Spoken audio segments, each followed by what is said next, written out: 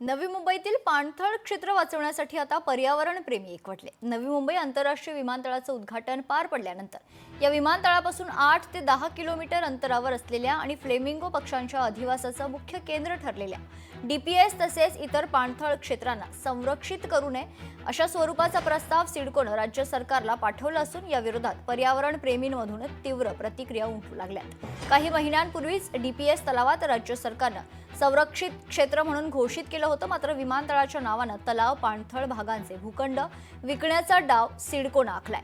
DPS तलाव संरक्षित न केल्यास तलावात उतरून आंदोलन करू असा इशारा पर्यावरण प्रेमींनी दिलाय। या फ्लेमिंगो क्षेत्राला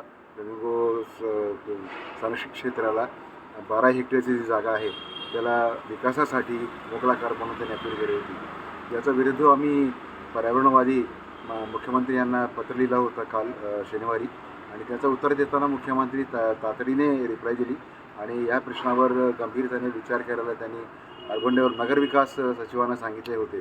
तर याच्यावर आम्ही खुश आहे की ठीक आहे, मुख्यमंत्र्यांचे हस्तक्षेप झालेले आहे, पण सिडकोचा प्रयत्न जो वारंवार चालू आहे याच्या विरुद्ध आम्ही पर्यावरणवादी आणि इकडचे लोकशाही मराठी ऐका, पहा, जागरूक रहा।